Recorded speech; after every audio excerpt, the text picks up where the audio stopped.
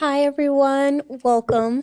We are here today with a beautiful guest, Anisah Amat. Oh, She's a wife, a mother, daughter, poet, teacher, healer, thank you. artist, lover, fighter. Yeah. I would say a scholar and an advocate from what I'm Oh, seeing about you. And then I know you're also a sound healer and a meditation facilitator, hmm creator, traveler.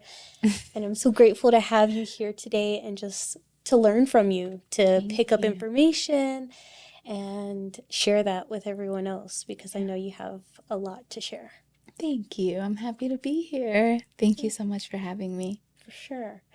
My first question is like, I know you a little bit personally, but hmm growing as a person or in general, what really got you on this path of healing and wanting to share your wellness skills and having something to offer the world? Yeah, and it's kind of a story I like to tell. I'm a writer. I've been writing for a very long time. I always said that I had been writing since I was 13 years old. And that was actually when I discovered poetry. Mm. But a few years ago now, my mom was moving out of her house and like having us get stuff out of her basement. And I found all of these like 2 3 page books that I had like created in kindergarten. So like 5 or 6. Um, I was, yeah, around 5 or 6. But these books I was writing, my grandma had just passed away, Mm. and it was the first death that I had experienced. And yeah, all of these books were just of me like trying to process my like emotions and feelings around her death. Um, a lot of my writings were like little love letters to her, just like telling her like how much I missed her. And so finding those, it was fascinating to me. That and I actually one of my great aunts, she actually bought me my first diary, I think when I was like 7. So writing started really early for me, and just like processing my emotions and like trying to just understand life. So writing has always kind of been that safe space for me to Mm-hmm. do that. So I feel like that's where everything started Right, for it me. started clicking Yeah, and yeah, taking off. yeah, yeah, But it's always obviously I feel like this is true for most healers. Like it's always been in your underlying story, like in your path yeah, yeah, where you find yeah, that journal and then it's like things have yeah, taken off. yeah. And I feel like I think another truth. My grandpa passed away in 2009. Mm. Um, and my Grammy and I were really, really close. But I always tell her that I feel like her and my grandpa manifested this life for me. Mm. I remember growing up, my grandpa used to call me Sugar Wants to Know, because I wanted to know about everything, like whether it was like being in someone's business or like just like or just knowing things. Like I just wanted to know what was going on in the world and why. I was really curious. Um, and there was like childhood trauma stuff going on, and my grandma was the person that I would call when something was going on or happening in the household. And she would just listen and Mm. just just love me through it. And I remember she would tell me, I can see it clearly. There's going to be a day when you're telling your story to an auditorium of women who need it. And so, doing the work that I do and just like really trying to be in the world more, I guess, or yeah, I don't know. Offering your gift. Yeah, just like offering these things to women or just people in general. I'm like, God, like y'all manifested this for me. It's like they were able to see me, and they just knew that who I was going to be, I guess. And it's really beautiful to me. It gives me this image of like watering a plant, like they really spoke the life into you and you just kind of did your thing. Yeah. Blooming. Oh, absolutely. Yeah. Yeah. That's beautiful. That's them. Yeah. Yeah. And family is always, I feel like it's kind of its own thing. Like nobody leaves childhood unscathed. Yeah. Do you feel like women is your main audience? Like that's who you're giving this gift to? I thought it was for a long time. But I feel like that is kind of the primary audience, women, mothers. I feel like motherhood unlocks so much for women. Like it unlocks so many and opens so many doors that you sometimes wish remained closed.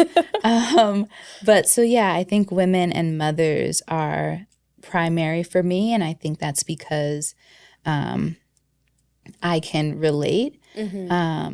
But I also feel like there are things that men may be able to take from my experience as well, especially in relation to other women or mothers in their lives.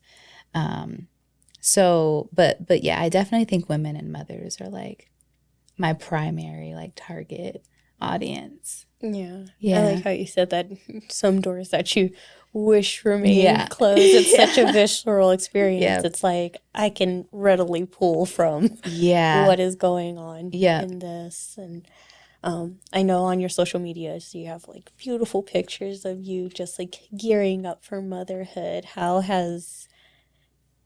Do you think that has brain. I will remember the words.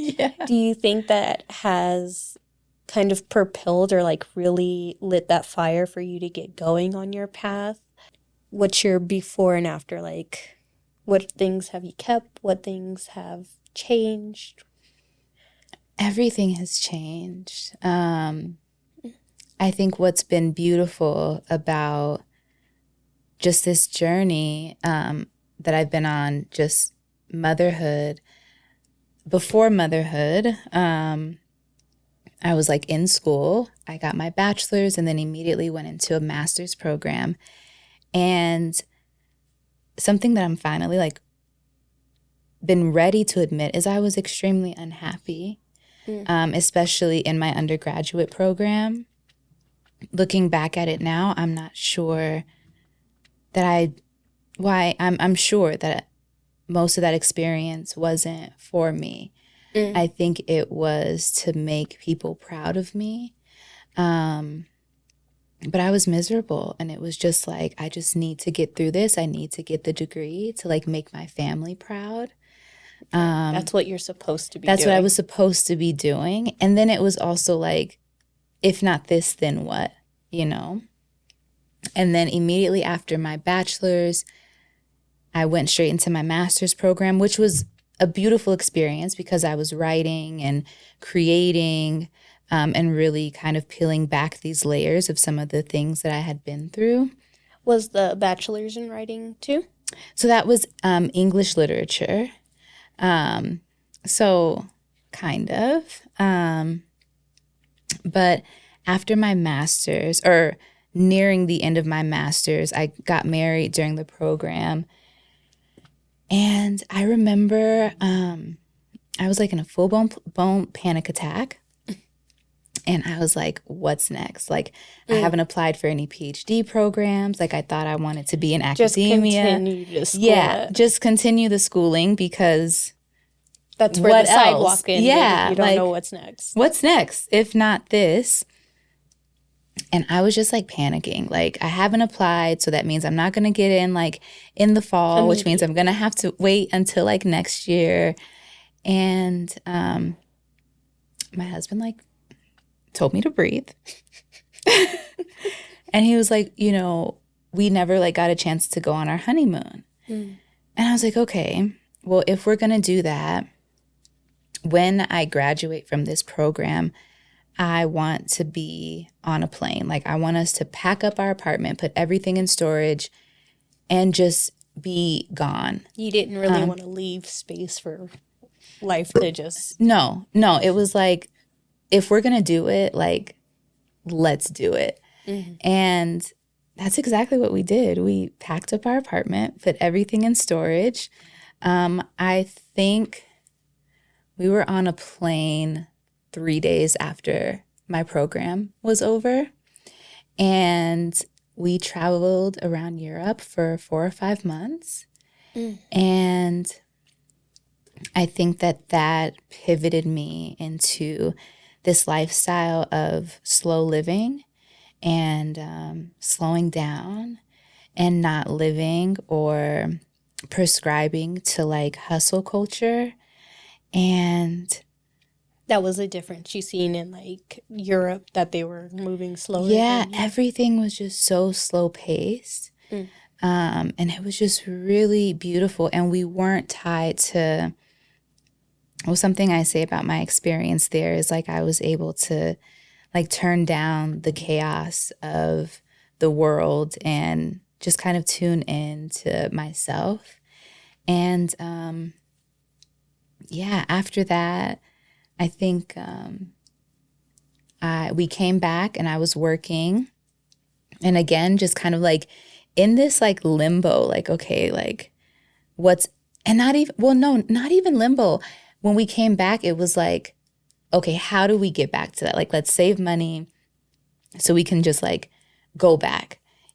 And then I got pregnant. And even motherhood, though, it has continued this like idea of like slow living and like slowing down and just really being present and like being in my life. I was working with my first daughter.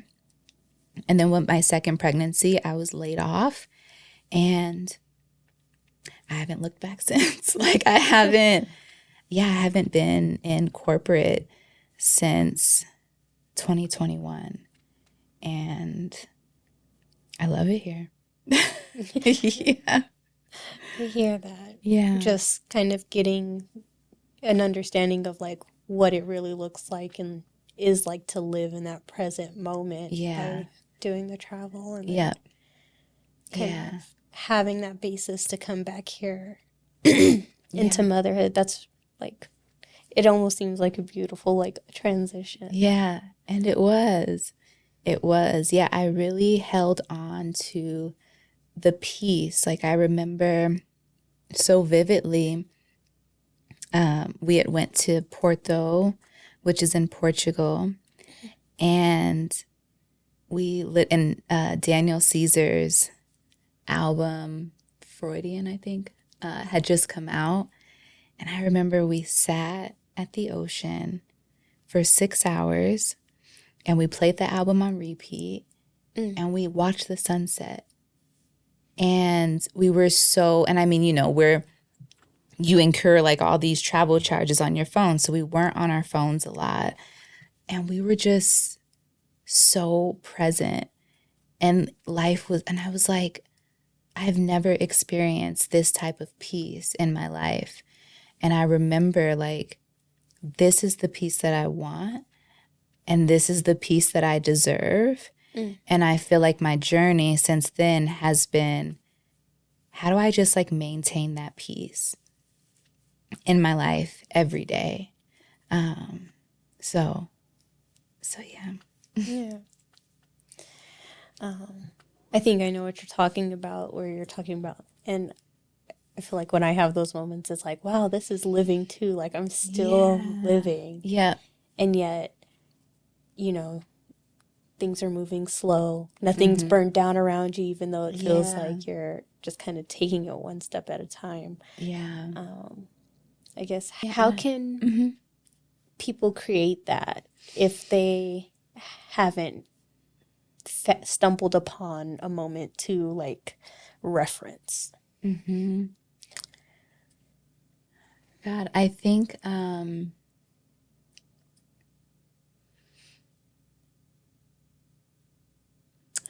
it's in our practices. Like, I think having some sort of practice is important because it our practices are what kind of makes us slow down. Like when I'm writing, I have to be in the practice of writing. Hmm. Like I have to be fully present in what it is that I'm doing here, and there's intention in that. Like right now, I'm going to dedicate 15 to 20 minutes to just writing and just really being curious about what I'm feeling and my experiences and heartbreak and grief and love and joy. Meditating requires you to slow down and be present with your thoughts, no matter how overwhelming or chaotic they are. It it, it increases your awareness with yourself. So I think I know it's important to have some sort of practice. When we were in Europe, I was writing a lot, and that's where I started writing. My book that's about to come out was in Europe, but I was just taking these moments to just savor my life and my experience. And I don't think we do that enough. We're so caught in the hustle and bustle of everyday life that we're not savoring just these beautiful, fleeting moments. Mm-hmm. So I think it's important to have some sort of practice where you can just slow down and be present. And I know writing is your gift. Mm. Your book is coming out. Mm-hmm. It's migrating through the terrains, and it Mm-hmm. has like an accompanying journal. Mm-hmm. Is it like a writing journal, like prompts to help you just become more introspective? What is in there? Yeah, so it's a companion journal. So migrating through the terrains is very much my experiences through motherhood and love and finding joy and slowing down and grief and all of these things. It takes you on a journey through 4 terrains. So the mountain, the storm, the desert, and the ocean. And then the companion journal is your opportunity to write about your own experiences through these terrains that we all experience. So the ocean, for example, is really being with the ebb and the flow of our emotions. And so, yeah, the companion journal is really, it just allows you to just tune in to your very real experiences. And when people are connecting with the journal, I want them to just be curious. I don't think that we're curious about ourselves and our experiences enough. So I really hope that it just allows people to just tap into their intuition, their inner knowing, their emotions, and just kind of takes them on their own journey. Yeah. Yeah, those are some deep topics. I feel Yeah. like even being in this space, every time that you're working on touching on those things yourself, just because recovery and healing and wellness is such a journey, it's like, oh, I gotta trust my intuition, and I gotta learn what that voice is. Like, how do you identify that voice? How do you know when it's intuition versus you thinking too much or something else along those lines? Yeah. And I mean, it's a journey for everybody. I think that's something else that's beautiful about the companion journal is that it's very clear that every terrain that we migrate through is a journey. Like there's no destination. So like I'm very clear in the journal, like, you know, when you reach the vantage point of your mountain and you're looking over the landscape of your life and you're like, everything I've been through, I'm able to look over and like, look at this view, like, look at everything that I've been through, and I'm still here, I'm still standing, I'm still resilient. It's beautiful, but when you get to the bottom of the mountain, there might be a storm, you know? So saying all of that to say, tuning into my intuition personally, I feel like it's still a journey, but something that I've learned to do because I used to be very reactive, and not kind of sitting with what I was feeling and sitting with the experience. It was just like, well, this thing is happening and it's, you know, this very real thing is happening in this moment and I have to react. Like, even if I am angry right now, I have to react. Just very impulsive. Like you have to get that anger out. You have to I have speak to your get, mind at yep, that moment. Yep. And I feel like that isn't your intuition. Like, I feel like that's kind of like the chaos of your mind, like, or a part of like that angry part of you that you haven't settled or sat with. And so I've learned to kind of just like pause. Like, you don't have to respond right now. Like, you can be curious about what's coming up. And also, like, if anger is coming up, if rage is coming up, that's fine.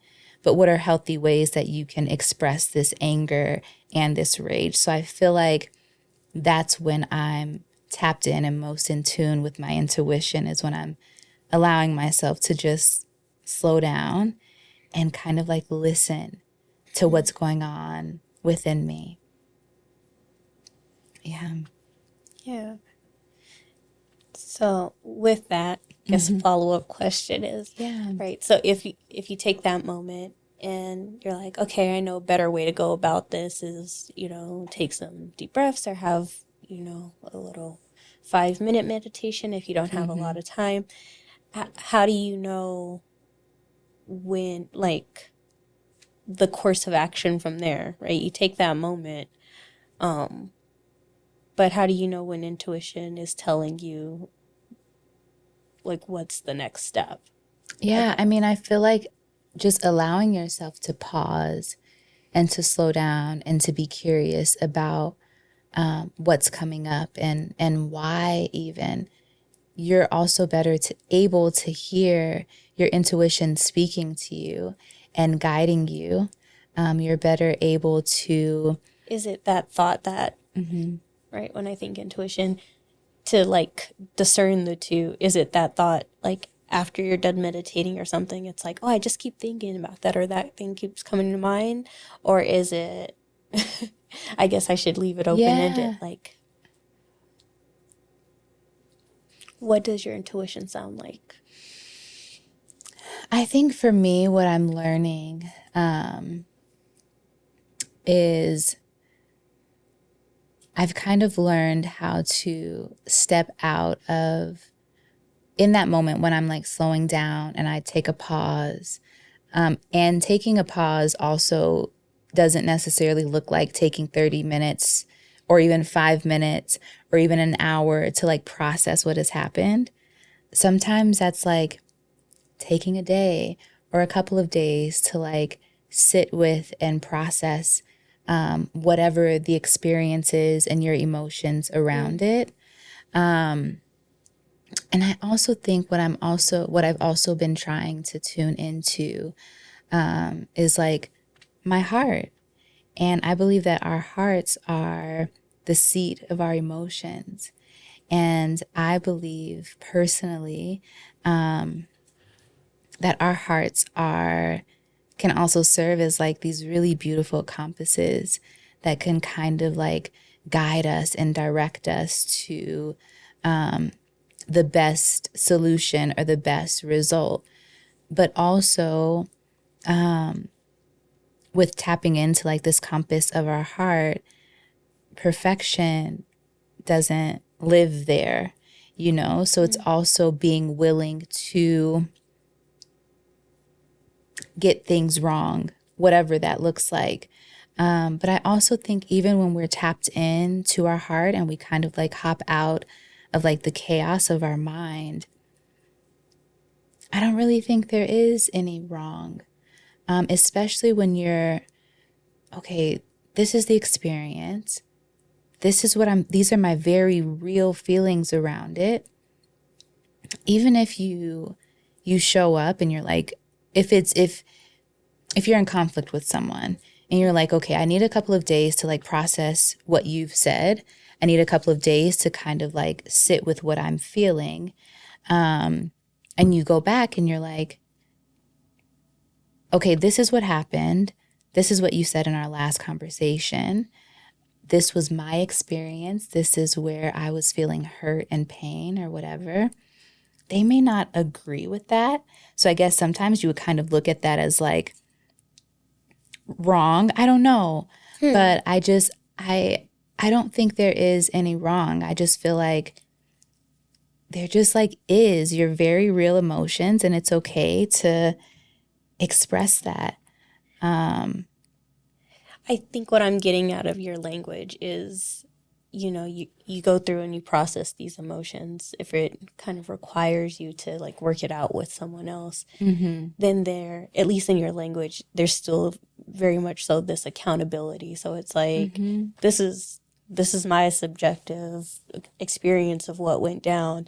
And even if there's conflict there, knowing that you did your best and you took your accountability and processed that to the best of your ability. Yeah.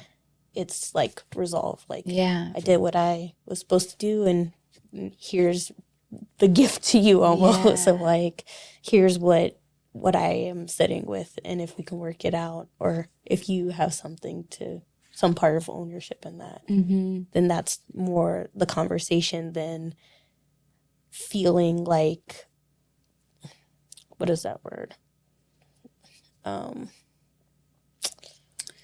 Combative or conflict. Like you're having a conflict. It's now just a you putting out there something about yourself more. So. Yeah, and I think a lot of us try to steer away from conflict because of how we witnessed it growing up.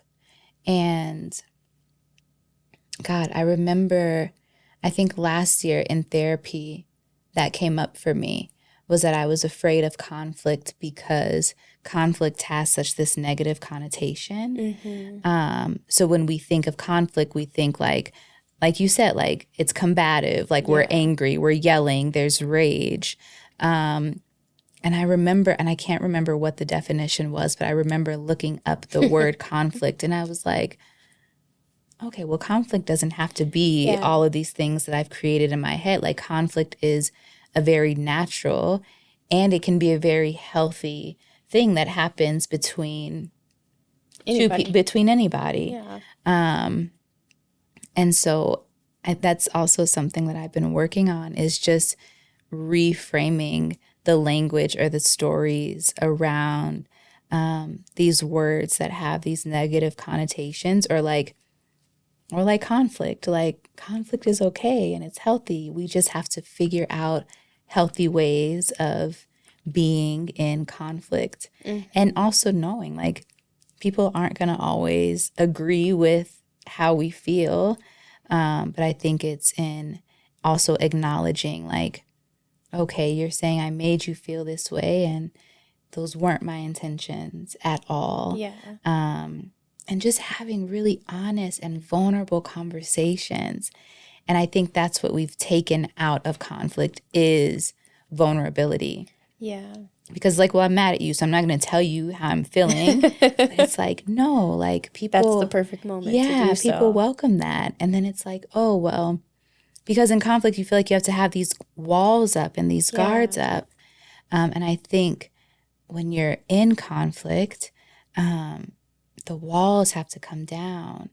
And when someone sees that your walls have come down, it's like, oh my God, like I can breathe and I can tell you like, God, like this is what I was feeling. And oh my God, that's what you were feeling. Like, yeah, people welcome it almost. I think I so get it, because I feel like, I'm on this path too of like kind of owning more of my feelings and like being honest, like, wow, I really do feel that way. Mm-hmm. And maybe it's worth saying, maybe it's worth, processing a little bit more.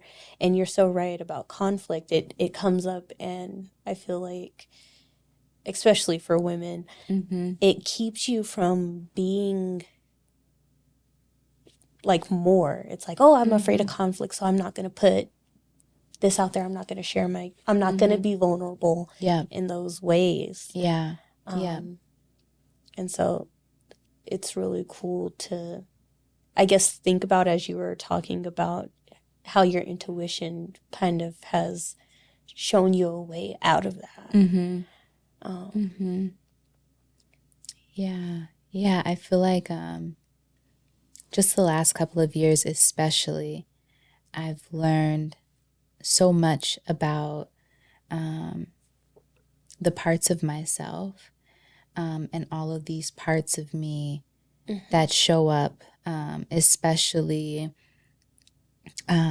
grief and sadness and anger and disappointment. And I think, or I know for a long time, these were emotions that I was just like, you're not welcome here, like, go away.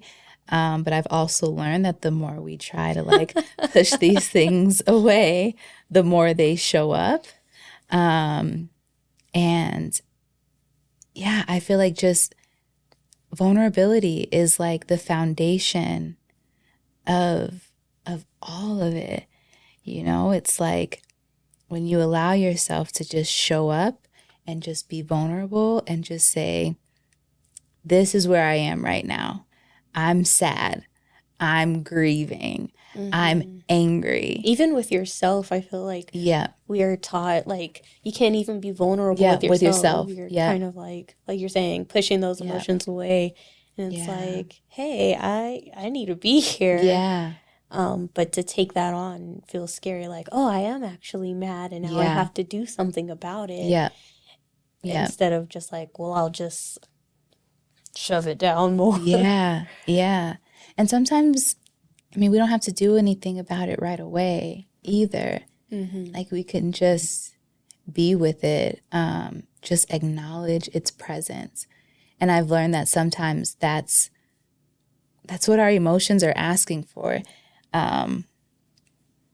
They're kind of like a toddler. Like, they just want to be seen and like acknowledged. And I've found that, sometimes that's all that it needs. Like, if anger is coming up, sometimes it's like, I don't really know what to do with you right now, but I see you. I know that you're here. Now let me just figure out what to do with you. But sometimes that's all anger needs, is just like, just to be acknowledged. Yeah. Did you learn those things in therapy, or that's just kind of your introspection giving you that insight? No, definitely therapy.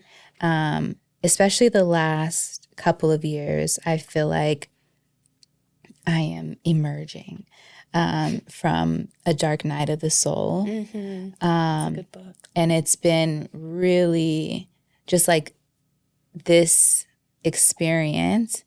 It's been, and I definitely feel like I've been through a dark night of the soul before. And I think before I was suppressing everything that was coming up.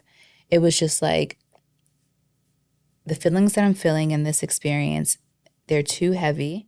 I don't know what to do with it. Everything's emotional. Everything's overwhelming. And so, like, what's the quickest, like, exit? Like, how can I get out of this experience, like, the quickest way? And that was suppressing it. But I feel like the last couple of years, I've really allowed myself to be in it. And it's been really, really uncomfortable. But being in it and just this experience, I guess, just coming up again, it was like, okay, last time all of these feelings that came up, they were suppressed, but this time Like I have to be with them. And yeah, like therapy really helped me navigate that. Yeah. And I mean, thank God I knew kind of the warning signs of me spiraling. At the height of like this experience or this heartbreak. Like I knew that I was spiraling. And like 3 weeks in, I was like, okay, I need to like find a therapist. And yeah. If you don't mind, just like a couple clarifying things. So you said you've Yeah. been through one before. Was this like through childhood, or was this more recent, like in adulthood, dealing with? No, that was adulthood as well.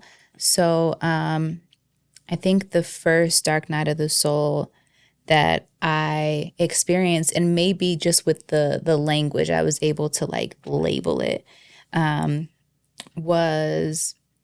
Yeah, what was the triggering like event that? That was 2020. My husband and I were really going through it. I was kind of like a year into motherhood. I had just started a new career, which was really overwhelming. Everything was overwhelming. Everything was overwhelming. And I remember just like full transparency, my mom, she would keep my daughter a couple days a week while I worked. And I worked from home, and my daughter was home with me. But I remember I was just like, I don't want to be here anymore. And it was just like, the thought it that was this just was a your thought. life continuing this way. Like, and it felt so like, it felt like it didn't even come from me. It was just like the thought of like, I don't want to be in here. your life. Yeah. Like you were done with this. I was done. And it felt like I said, it just felt like it didn't come from me.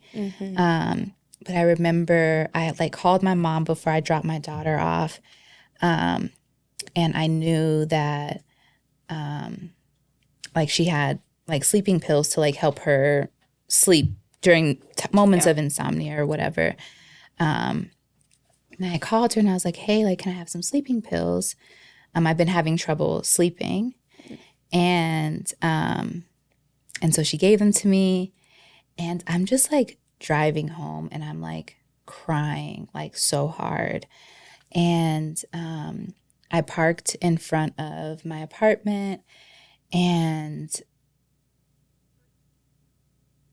the entire time, and I mean, I'm on the phone with my mom, my daughter's in the back. I get to her house, drop my daughter off. So I'm like, I'm like with my daughter, but she doesn't even cross my mind. Like, I don't even think about, if I do this, I'm going to be leaving her. And I'm like in front of my apartment, and I'm just like bawling, because I'm like, I cannot do this anymore. Like, I don't know what's next. Like, everything feels too heavy. Everything's too overwhelming.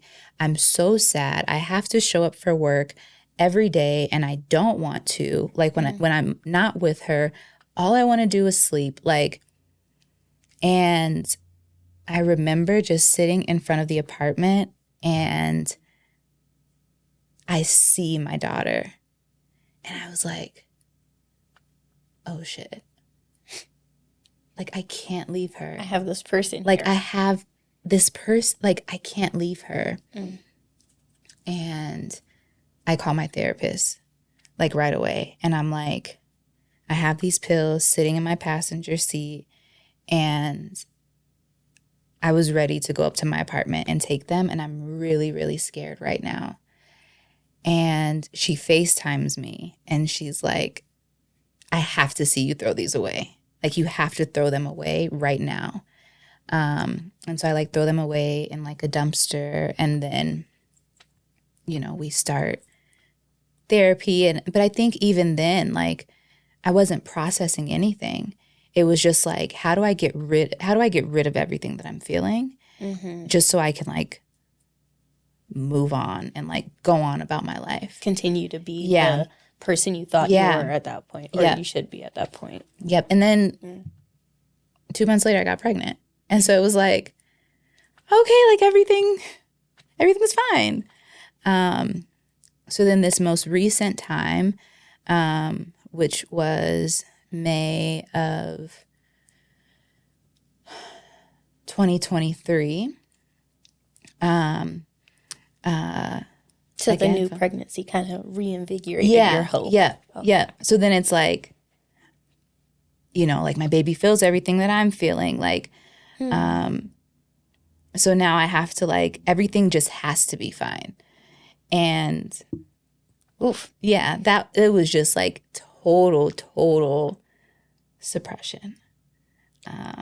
You're strong. Yeah. Yeah. It's not like that Yeah. sounds. And it was like it would be a huge, lot. like from going to that to like being in therapy. And then it got to a point, I think like, so that was like around November. Well, and I remember it was November 18th, 2020, because and I remember that date because my therapist made me sign a suicide contract. And Safety plan. Yeah.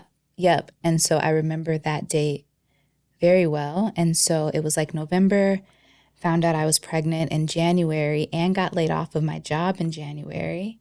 And then by February, I couldn't afford therapy anymore. And so it was like, well, no, I'm fine. Like I'm pregnant. I'm collecting unemployment. Like I don't have to work. I can just like rest and like be with my baby, my toddler. It's like, it's fine. Like, it's fine. It's fine. I didn't just like go through this big thing. Like, it's fine. Everything's fine. And like, it wasn't. Like, how long did that last? It wasn't. And I think that's why this last time was so intense, because there were like everything that I had suppressed. It's still there. Came right back up to the It's surface. still there. Yep. Yep. So yeah, the last time was, like I said, May 2023. And that was, I got my heart broken from, you know, a person in my life who has broken my heart many, many times. And I just like always kind of like let them back in, and then, you know, we'd have a falling out and then let them back in. But this time we were better than we had ever been. The relationship had lasted longer than it ever lasted. And then in May, they just like completely cut me out of their life again. And there was a finality to that I felt. Especially for me, it was like, okay, I can't keep doing this like back and forth.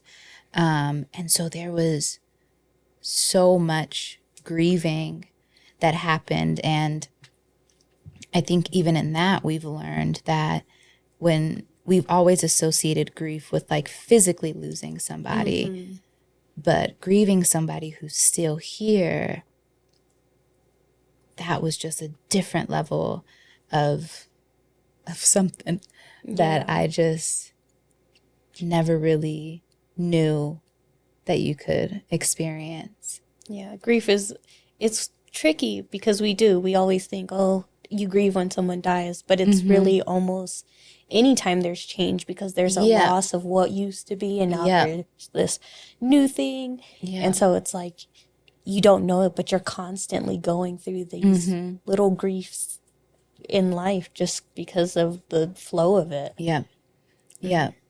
And I think this last time, and just kind of reacquainting myself with grief, it was like, oh my gosh, like I have grieved the woman that I was before I was a mother. Like there have been, like you said, these little moments of grief that have shown up in my life, but I didn't really have language for it, because it was like, well, that's not grief, because no, like I'm so, yeah. So that was really, really huge for me. And yeah, that was like, that's been almost, it was a year and a half of my life of just like healing from this heartbreak and grieving. And also, I think what was interesting about that experience is I felt like I was kind of in this trance state, where I was like in my life, obviously, like I'm in the day to day. Like your life in general, was this Yeah, trance state up until this point of recollection, or like this time my period? my life in, well, not my, like my personal, like me, like I was in a state of almost trance, Yeah. just kind of like, Autopilot. yeah, just kind of like moving. And I remember the summer after that happened, like that fall, I was like, I can't remember the conversation or like who I was having the conversation with. I think it was my husband. And I think we were actually talking about how the summer felt like really slow. Mm. And I was like, yeah, we didn't really like do much over the summer. And he was like, no, like we were, like you We were did outside a lot. Like you and the girls were like at the park, like painting, and you and your sister came to town and you guys did this. Kind of missing your And life. yeah, and I remember like going back and looking at pictures and I was like, oh my God, like I had forgotten all of these things that had happened, because I was kind of in this like this trance state, and I was like so deep in this grief that I had literally like almost forgotten what had like happened Right. in my life. So I think like that was the longest time that I feel like I had really allowed myself to like really be in my healing and really feeling like these feelings of like grief and anger and disappointment. Like I feel like I was just really, really in it. Yeah, and I mean, when they say, like, when you hear, like, healing has no timeline, like, I'm like, well, I didn't expect that, you Right. know? It pulled up so much other stuff. Yeah, yeah, Wow. yeah, Oh. yeah. Kind of getting into the I know you were talking about, and I was just telling somebody else this, like you kind of grieve the you that existed before motherhood, and like with that transition, like how how has motherhood empowered you and changed you? And Wow. Yeah, I feel like,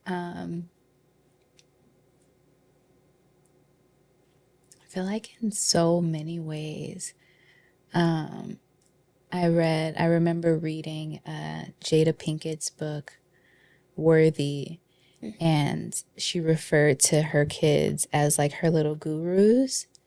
And when I read that, I was like, oh my God, like, yeah, like that's exactly what my girls have been for me.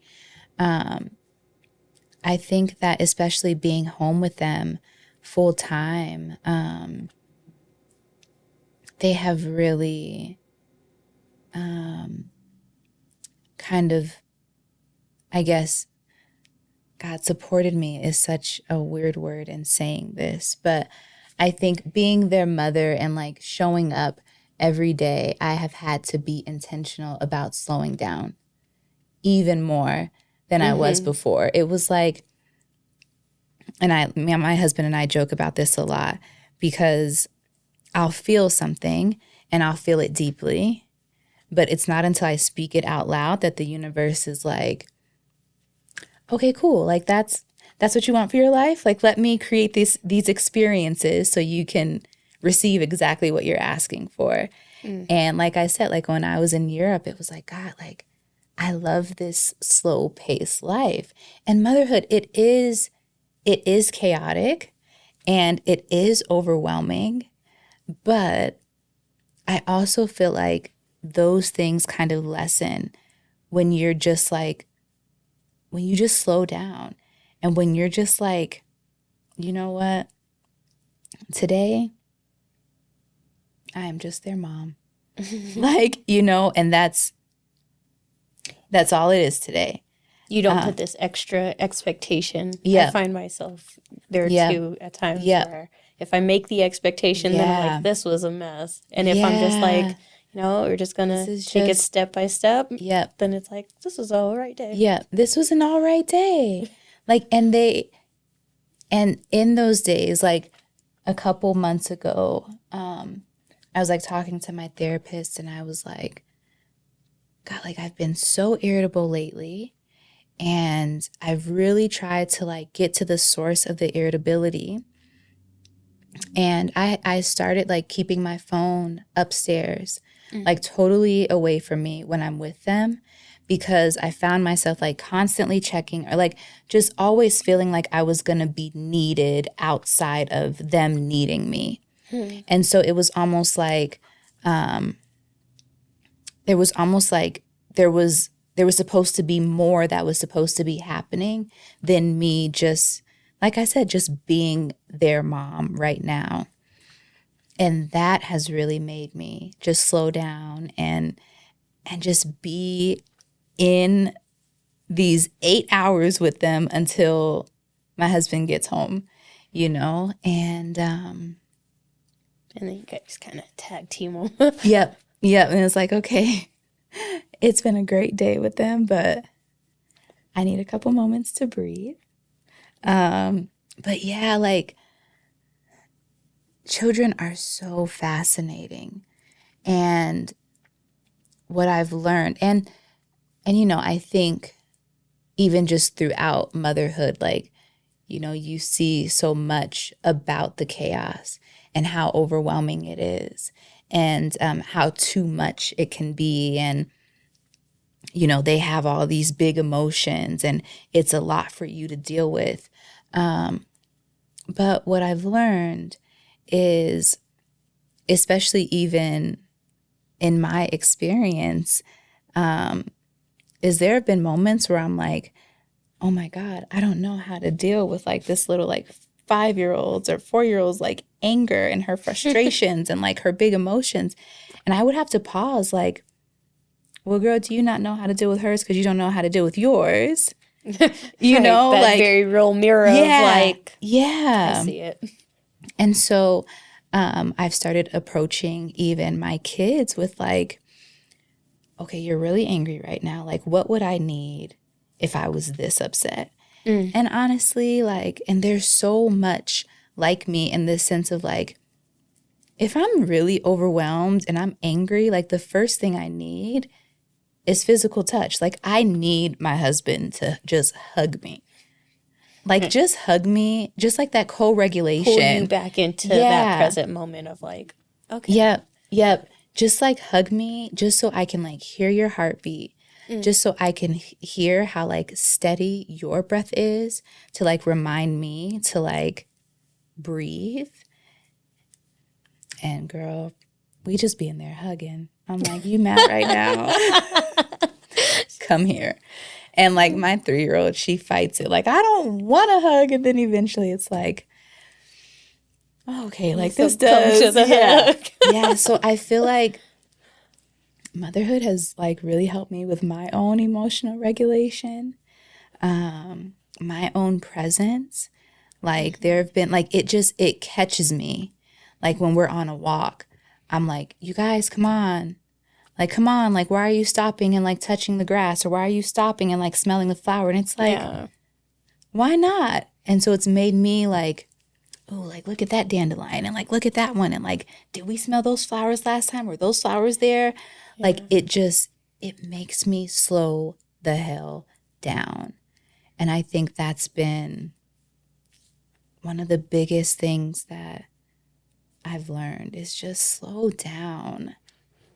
So, I think I see a lot of like people saying online and stuff like, oh, you know, make sure you do all your healing before you have kids. And I'm like, you don't know how much every little thing that even if you've been healing it, they're going to pull it right on up and be like, hey, have you looked at this? Yeah. So just that intentional slow down, it really makes me think of like, you know, like when we're on walks, it's like, oh, I'm trying to get you to the playground. And it's like, but acknowledging this big hill and this grass and that dog over there is part of the play and the healing, even for me, of being like, we don't have anywhere to be. We don't have anywhere to be. We're going to the playground. That's it. Like, that's it. Even when we're on a walk, I'm like, where am I trying to get them to? Like, just back home? Like, it's, and they're so curious. And I think even in those moments, I'm like, I see how we kind of like, we take the curiosity away from our children, or we take away this sense of play from them, because we want them to kind of be serious all the time and rigid, and we tell them like, and that's what our childhood consisted of like, get in the line and follow the form, and it's like, oh, don't jump, and obviously like, don't jump on the couch, but like, what are other ways that we can like... They're jumping on those couches. Yeah, and they're doing it anyway. Those kids are jumping. But like, even if we don't want them to, like, okay, they have some energy to get out, like, what are other ways that we can like support them in getting this out, instead of like, sit down, no, don't, you know?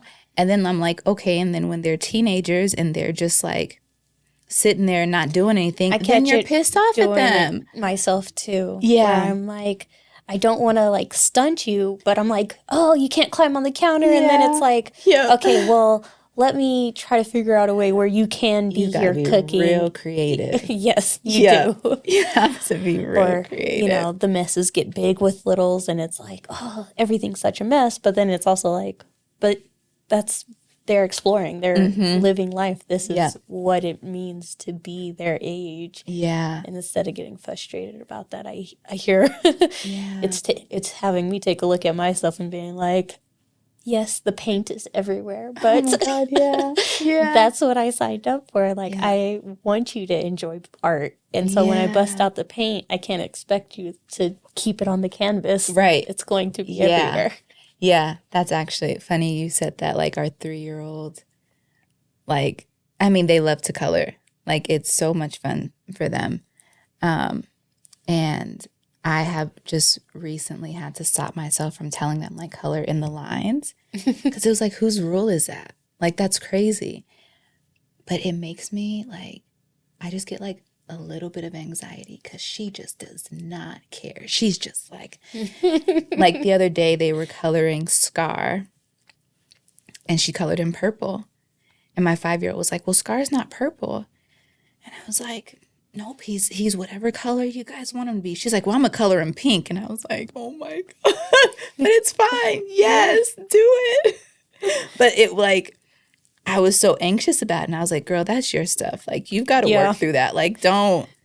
Is that the message you got in childhood, was to keep it in the lines, and this is how you color? Yeah. So now it's like, oh my God, that is such a mess. And then they're so proud of like their little mess, and they don't see it as a mess. No, they made art. Yeah. I have this experience. Yeah.